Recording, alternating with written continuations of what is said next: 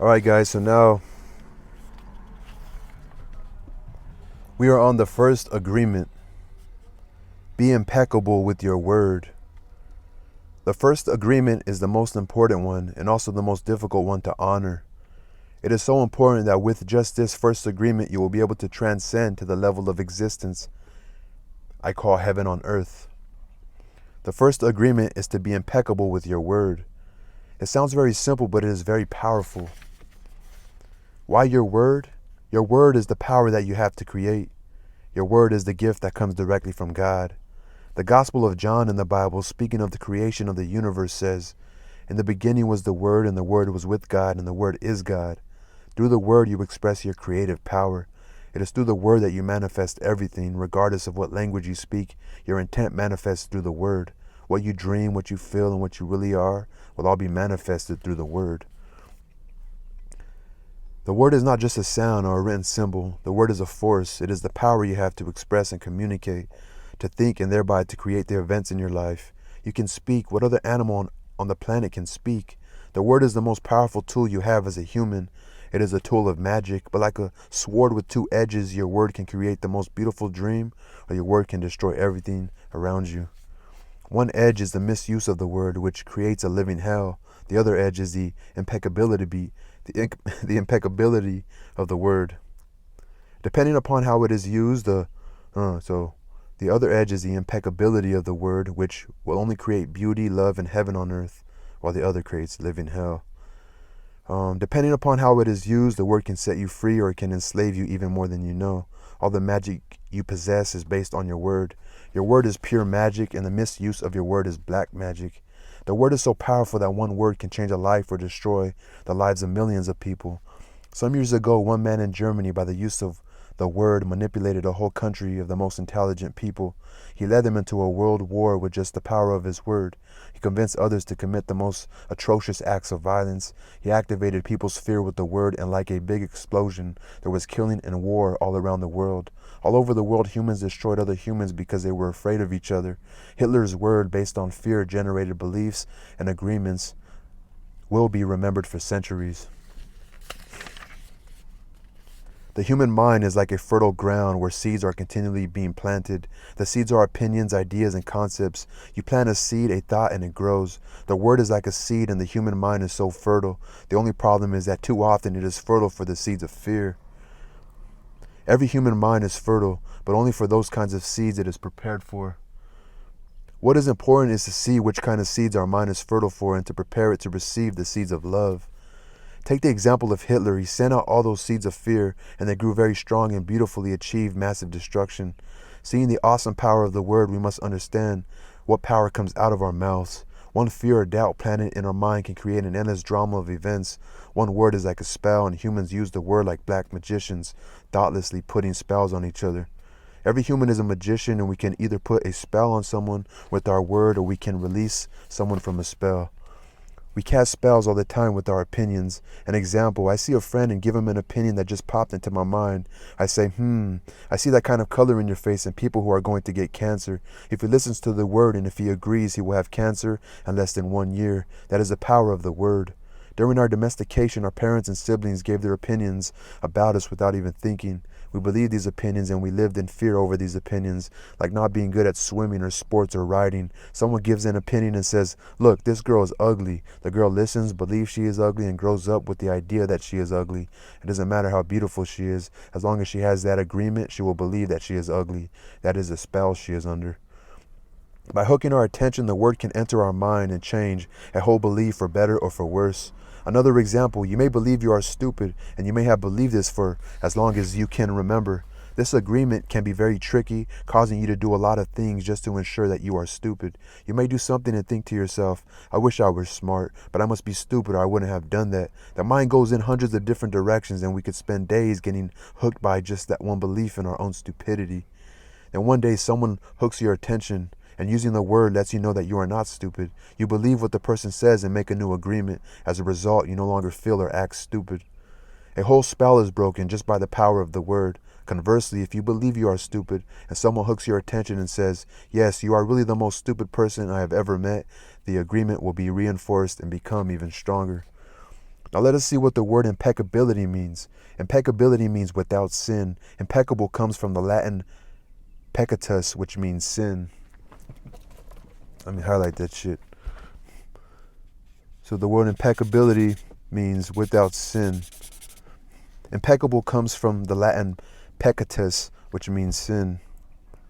So impeccable comes from the Latin word peccatus, so it would be impeccatus. That means without sin.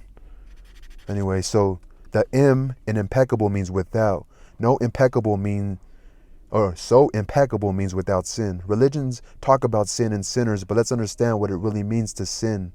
A sin is anything that you do which goes against yourself. Everything you feel or believe or say that goes against yourself is a sin. You go against yourself when you judge or blame yourself for anything. Being without sin is exactly the opposite.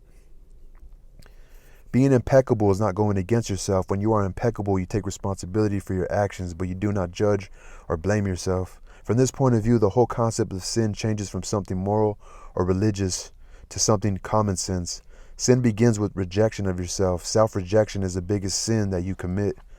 In religious terms, self-rejection is a mortal sin, which leads to death. Impeccability, on the other hand, leads to life. So let me fucking highlight that shit.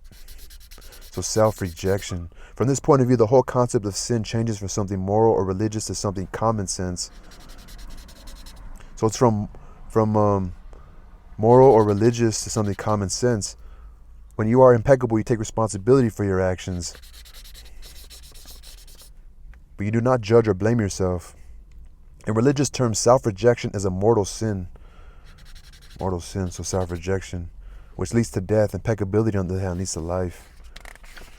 So self-rejection, when you go against yourself. Being impeccable with your word is not using the word against yourself. If I see you in the street and I call you stupid, it appears that I'm using the word against you, but really I'm using my word against myself, because you're going to hate me for this, and your hating me is not good for me. Therefore, if I get angry and with my words send all that emotional poison to you, I'm using the word against myself. If I love myself, I will express that love in my interactions with you, and then I am being impeccable with the word, because that action will produce a like reaction. If I love you, then you will love me. If I insult you, you will insult me. If I have gratitude for you, you will have gratitude for me. If I am selfish with you, you will be selfish with me. If I use the word to put a spell on you, you are going to put a spell on me. Being impeccable with your word is the correct use of your energy. It means to use your energy in the direction of truth and love for yourself. If you make an agreement with yourself to be impeccable with your word, just with that intention, the truth will manifest through you and clean all the emotional poison that exists within you. If you make an agreement with yourself to be impeccable with your word, just with that intention, the truth will manifest through you and clean all the emotional poison that exists within you.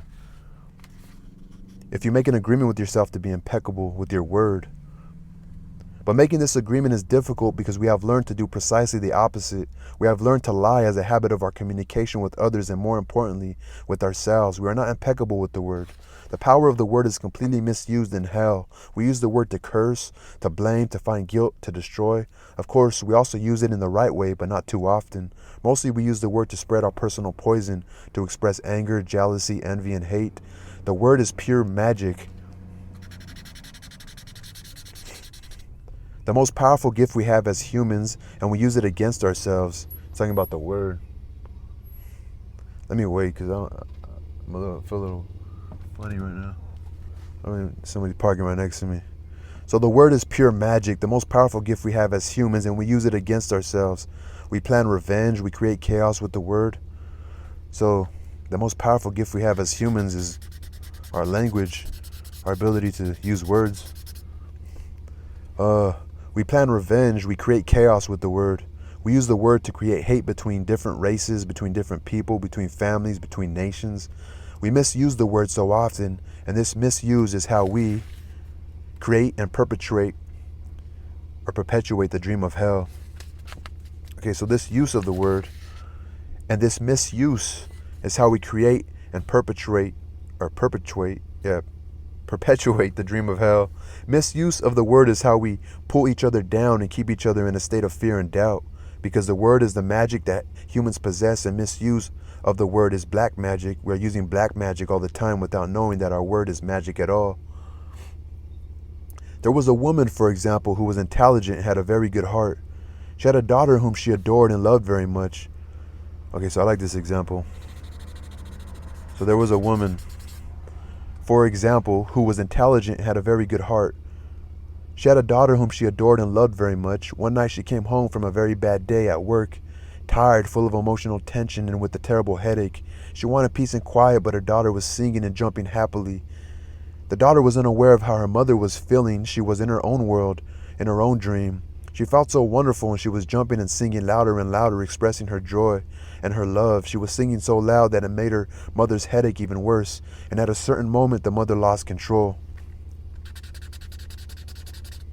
Angrily, she looked at her beautiful little girl and said, "Shut up! You have an ugly voice. Can't you shut up?" Fuck.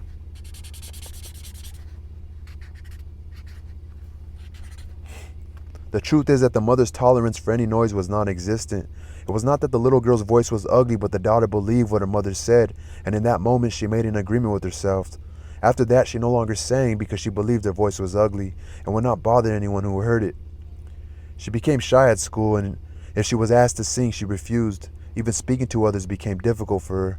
Everything changed in the little girl because of this new agreement. She believed she must repress her emotions in order to be accepted and loved. Damn, it's fucked up.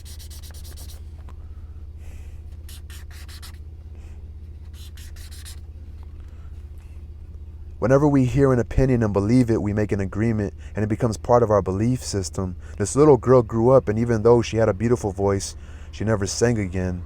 She developed the whole complex. She developed the whole complex from one spell. This spell was cast upon her by the one who loved her the most, her own mother. Her mother didn't notice what she did with her word. She didn't notice that she used black magic and put a spell on her daughter. She didn't know the power of her word, and therefore she isn't to blame. She did what her own mother, father, and others had done to her in many ways. They misused the word. How many times do we do this with our own children? We give them these types of opinions, and our children carry that black magic for years and years. People who love us do black magic on us, but they don't know what they do. That is why we must forgive them. They don't know what they do. Another example, you awake in the morning feeling very happy. You feel so wonderful, you stay 1 or 2 hours in front of the mirror, making yourself beautiful. Well, one of your best friends says, "What has happened to you? You look so ugly. Look at the dress you are wearing. You look ridiculous." That's it. That is enough to put you all the way down in hell. Maybe this girlfriend just told you this to hurt you, and she did. She gave you an opinion with all the power of her word behind it. If you accept the opinion, it becomes an agreement now. And you put all your power into that opinion. That opinion becomes black magic. So the agreement word again. These types of spells are difficult to break. The only thing that can break a spell is to make a new agreement based on truth. The truth is, so the only thing that can break a spell is to make a new agreement based on truth. The truth is the most important part of being impeccable with your word. On one side of the sword are the lies which create black magic, and on the other side of the sword is the truth which has the power to break the spell of black magic. Only the truth will set us free. The truth is the most important part of being impeccable. Only the truth will set us free. Looking at everyday human interactions, imagine how many times we cast spells on each other with our word. Over time, this interaction has become the worst form of black magic, and we call it gossip. The worst form of black magic. Gossip. Gossip is black magic at its very worst because it is pure poison. We learn how to gossip by agreement. When we were children, we heard the adults around us gossiping all the time, openly giving their opinions about other people. They even had opinions about people they didn't know. Emotional poison was transferred along with the opinions, and we learned this as the normal way to communicate. Gossiping has become the main form of communication in human society. It has become the way we feel close to each other because it makes us feel better to see someone else feel as badly as we do. There was an old expression that says misery likes company, and people who are suffering in hell don't want to be all alone. Fear and suffering are an important part of the dream of the planet. They are how the dream of the planet keeps us down. So the fear of the planet, thus far, in my interpretation of it, is the ideas of the world, the ideas, the world's ideas that they put on other people. Using the analogy of the human mind as a computer, gossip can be compared to a computer virus. A computer virus is a piece of computer language, written in the same language all the other codes are written in, but with a harmful intent. This code is inserted into the program of your computer when you least expect it, and most of the time, without your awareness. After this code has been introduced, your computer doesn't work quite right, or it doesn't function at all because the codes get so mixed up with so many conflicting messages that it stops producing good results. Without your awareness. Human gossip works exactly the same way. For example, you are beginning a new class with a new teacher, and you have looked forward to it for a long time. On the first day of class, you run into someone who took the class before who tells you, "Oh, that instructor was such a pompous jerk. He didn't know what he was talking about, and he was a pervert too, so watch out." You are immediately imprinted with the word and the emotional code the person had when saying this, but what you are not aware of is his or her motivation in telling you. This person could be angry for failing the class or simply making an assumption based on fear and prejudices. But because you have learned to ingest information like a child, some part of you believes the gossip, and you go on to the class. As the teacher speaks, you feel the poison come up inside you, and you don't realize you see the teacher through the eyes of the person who gave you that gossip. Then you start talking to other people in the class about this, and they start to see the teacher in the same way, as a jerk and a pervert. You really hate the class, and soon you decide to drop out. You blame the teacher, but it is gossip that is to blame. All of this mess can be caused by one little computer virus. One little piece of misinformation can break down communication between people, causing every person it touches to become infected and contagious to others.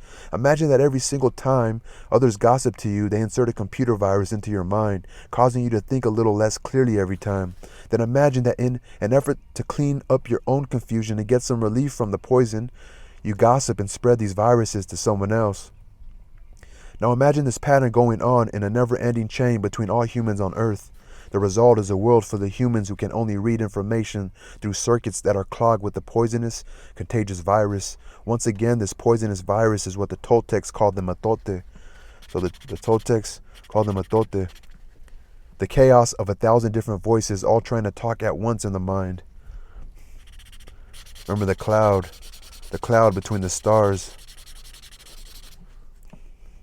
Even worse are the black magicians or computer hackers who intentionally spread the virus. Think back to a time when you or someone you know was angry with someone else and desired revenge. In order to seek revenge, you said something to or about that person with the intention of spreading poison and making that person feel bad about him or herself.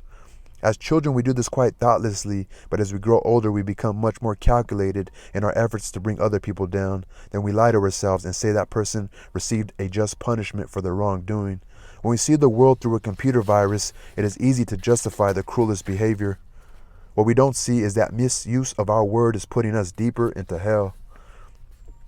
For years we have received the gossip and spells from the words of others, but also from the way we use our word with ourselves. We talk to ourselves constantly, and most of the time we say things like, "Oh, I look fat, I look ugly, I'm getting old, I'm losing my hair, I'm stupid, I never understand anything, I will never be good enough, and I'm never going to be perfect." Do you see how we use the word against ourselves? We must begin to understand what the word is and what the word does. If you understand the first agreement, be impeccable with your word, you begin to see all the changes that can happen in your life. Be impeccable with your word. Changes first in the way you deal with yourself and later in the way you deal with other people, especially those you love the most. Consider how many times you have gossiped about the person you love the most to gain the support of others for your point of view. How many times have you hooked other people's attention and spread poison about your loved one in order to make your opinion right? Your opinion is nothing but your point of view. It is not necessarily true. Your opinions come from your beliefs, your own ego, and your own dream. We create all this poison and spread it to others just so we can feel right about our own point of view.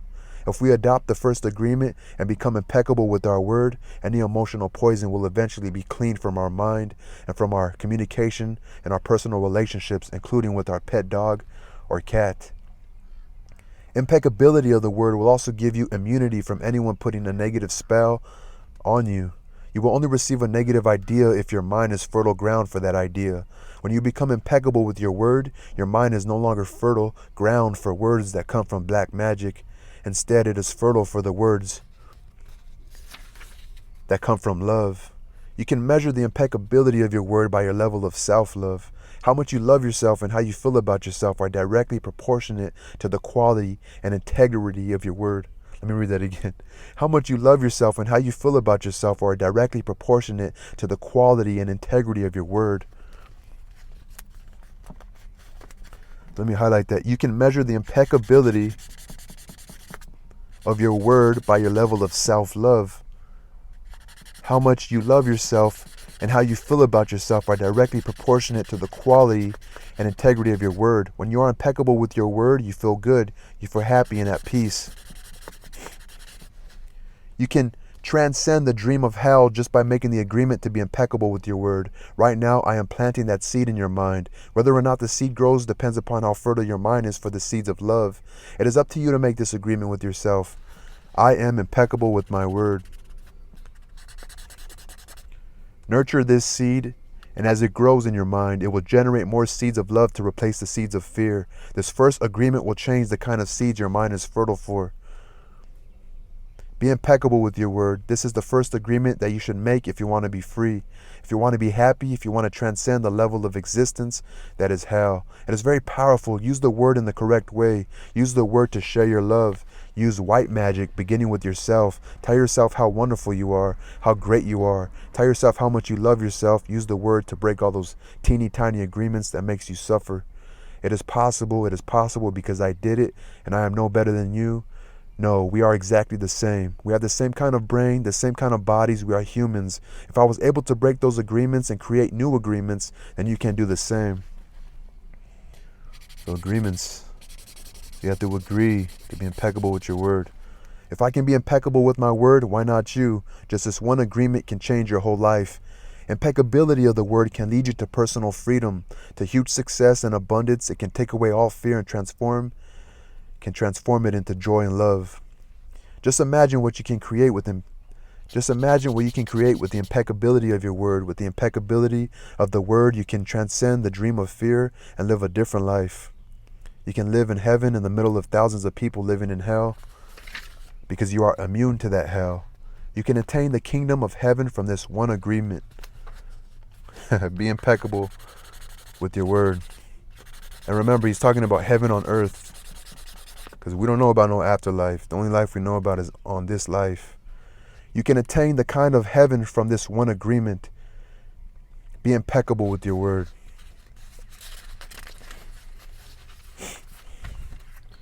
Be impeccable with your word. Peace.